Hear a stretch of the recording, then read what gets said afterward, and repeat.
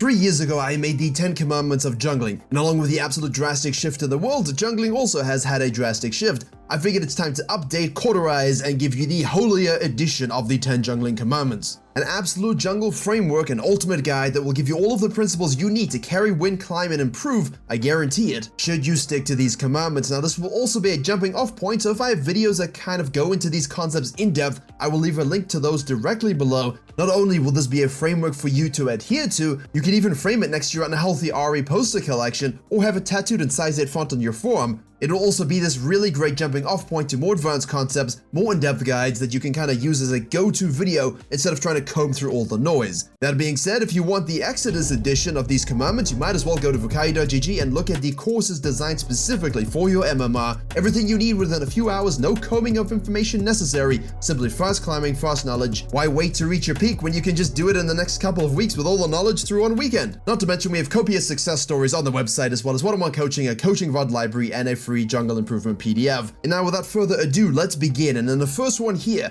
nothing too surprising, but it has to be said, I apologize. I know you all know this, I know you're sick of hearing it, but if you don't farm efficiently and you don't know you're clear, basically that's 98% of you, and that's not even a joke. If you coach anyone platinum and below, you see that they just don't have the game plan and the knowledge of their own clears at their fingertips. At the same time, none of you are kiting your camps to the next camp you want to take. None of you are kiting your camps to the rotation you're trying to make. None of you are kiting your camps at all. You think because they gave you a tether range that you're stuck within. No, you can drag it to the edge. You can also, like we had with the talisman burn technique, let the pets tick. There's 2 ticks after the last attack you apply to the monster. Apply as you move away. That means you can still let it tick, tick, boom, rather than going, back after it resets. I know it's annoying, but it is the way it is. Likewise, I have it on the holy authority that you should stop auto-attacking and kiting back like the days of old. You can still 3 and 2 trade. By that, I mean you attack them 3 times, it attacks you twice, and then you move back. You kind of want to fuse this healthiness with the speed, and at the same time, even though the pets give you more sustain and give you more rewards, they aren't exactly always pure, They're not going to keep you full HP if you just stand still and face tank everything. I mean, that's more true for some junglers than other junglers. However, it is worth noting that the jungle pets have kind of mitigated those things by making it easier to clear, and also if you're a single target champion, you don't really have to only focus on the babies now instead of the large monster. And obviously, if you're an AoE damage dealer, then yes, we can attack the big one, and our AoE spells will drag down the babies with the parent in a most cruel manner. And last time I had a nice fat chat about, stitching your camps together, doing 2 camps at once, and yeah, I don't have to do that anymore because that's gone. But if you don't know how to do all of those optimization techniques for your clears,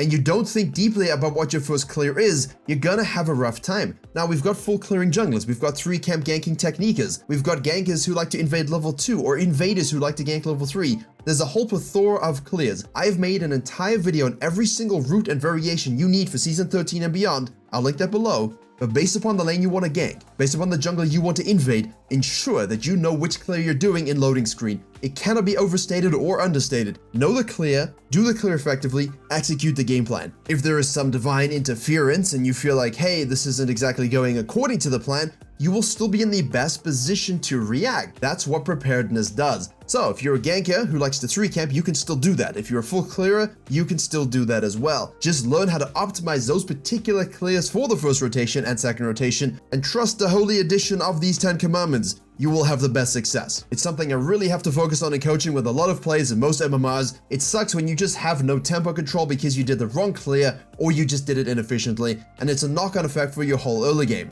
And yes, as you would have seen from the title, we did enter the second commandment, which is game plan yourself and your enemies. Now, once you know what your first clear is, yes, now we've got to think about the enemy jungler. What happens in low elo, which is quite funny, is you'll have a ganking jungler and a farming jungler and a cheese jungler, and you know what everyone does? They start on the bottom side and full clear up. So immediately, if you know that, you understand that tendency, game plan against it. If you're a high elo jungler, you know the Hecarim, Karthus, Diana's gonna full clear. What are you going to do with your champion that either lets you play the same way in an equally efficient way, or gank ahead of them and maybe even invade and kill them? These things don't even get thought about at the highest level sometimes, and we just kinda go along doing whatever the meta dictates.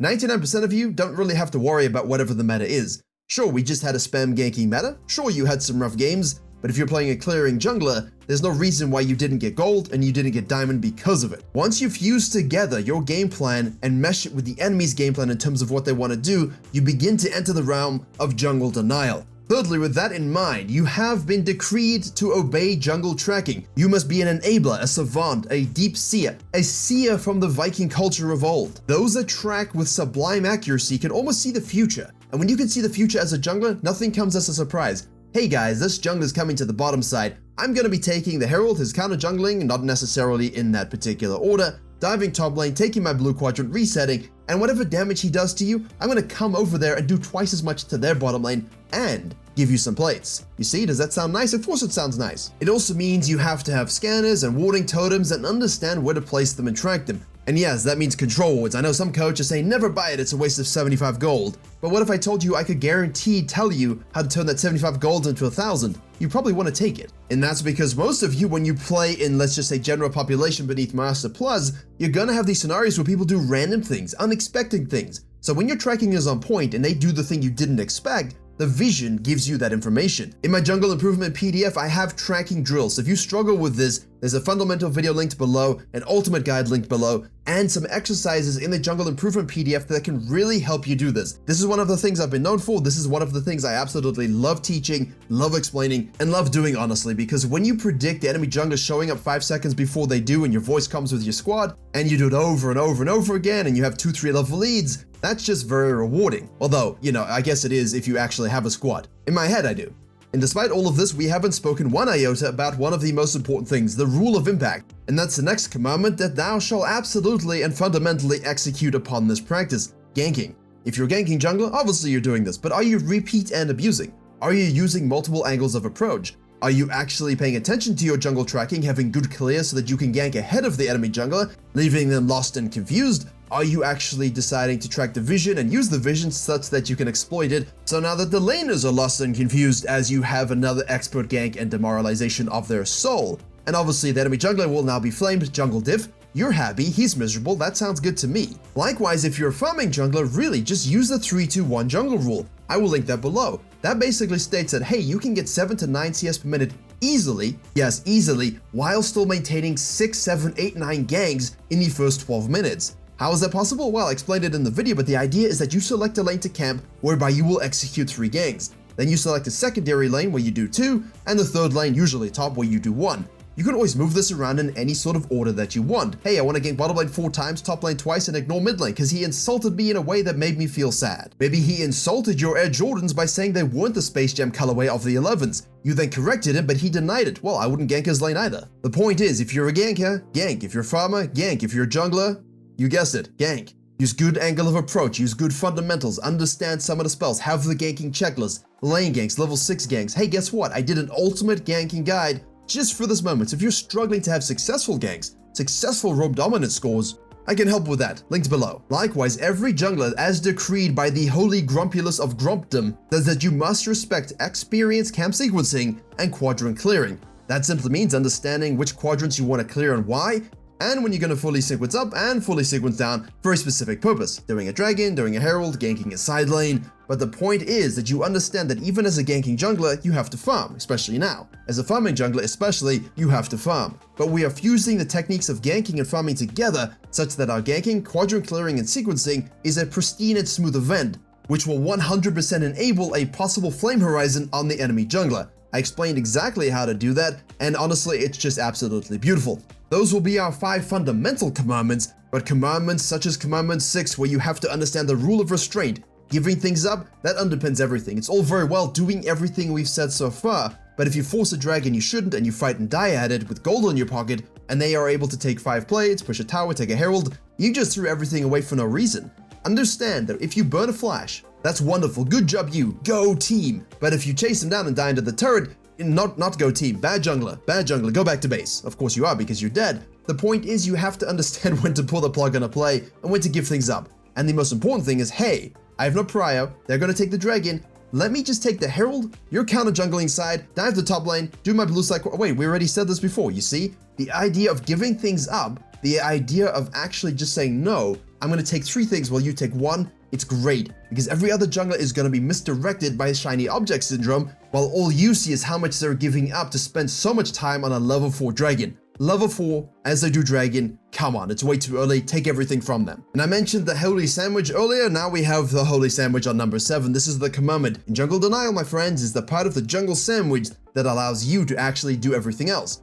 Gank lanes, get them ahead, get objectives, and farm your own econ, which also might happen to be their econ. It's a healthy lunch. Obviously, when they first released the 10 Commandments, they weren't really, healthy baguettes on sale at a lunch stand, but then again, this isn't the first edition. Please understand that even though it just looks delicious, it's also basically about, listen, I can do all of these cool things, but if I don't deny the enemy jungler, that's a problem because he's still getting my lanes, he's still getting fed, and now we're handshaking each other saying who's gonna get more fed than the other. I'd rather just demoralize him and make him not want to queue up for a few minutes while I just calmly control the map for the entire game. It's really something that's so beautiful because once you get to the mid game, if you adhere to this sort of concept, as cheesy, pun not intended as it can be, it really does allow you to push the mid game, push the late game. You never really have to worry about 5v5 fights. You can split push a little bit, you make a pick, you do the Baron. It really streamlines how to close games and how to deny them overall. And for commandment number 8, yes, I just mentioned it, win condition and pushing the map. Do you do this? That is simply it. Most junglers are too obsessed with their own farm. I had a coaching session today where the player was like, wow, you're actually telling me to push so much more than I'm thinking about.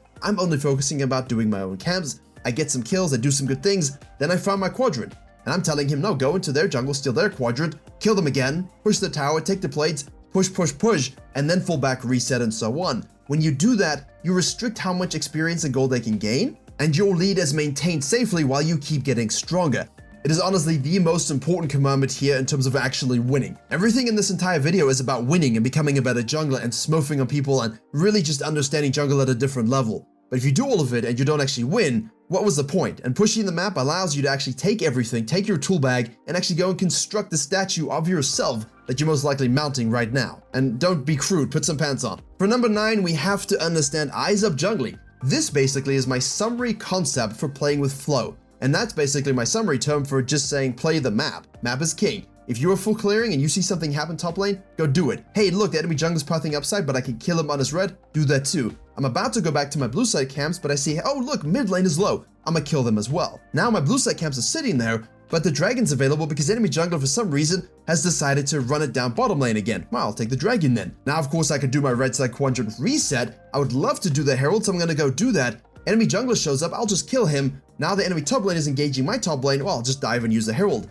The whole point is, you might have a strategic plan. You might have a game plan. You might think you see the game a certain way, and this is what you want to do to win. But you need to think about opportunities in the jungle like opportunities with your career when you're a solo entrepreneur or a YouTuber. Say yes to everything, figure out the rest later. Obviously, don't say yes to a terrible rotation. Use the 80% rule, whereby if there's an 80% chance of success, I'll make the play, otherwise I just won't do it and I'll do the farming or the safety maneuver of stealing a dragon, something like this. But don't be drawn back to your camps for no particular reason. It's the same concept as pushing the map, except you're always looking for the next best play. I'm in this situation, what's the next best play? I'm in the next situation, what's the next best play after that? Even if it doesn't sync up necessarily. This leads to you staying out longer, getting more items and gold. Obviously, don't be a goblin, yes? You don't need to stay out with 5,000 gold. You're not doing a YouTuber challenge. Understanding when to stay out long enough can even just be used at the end of the game. I just had this coaching session the other day with this Vi who's Diamond 2 once Master Tier. He was basically about to go back to base after doing these krugs, and I was like, why? Just stay. Your whole team's coming back onto the map,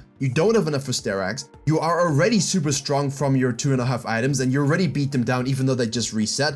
Just stay out, take the Raptors. If something does happen whereby you could reset, now we'll get Sterax. If it works out our way, we rotate to the fight, we'll end the game. Guess what? They ended the game. It was a live coaching followed by a VOD study. It worked out absolutely perfectly, and he even said, wow, I wouldn't have really thought about that. I would have just gone back to get some itemization.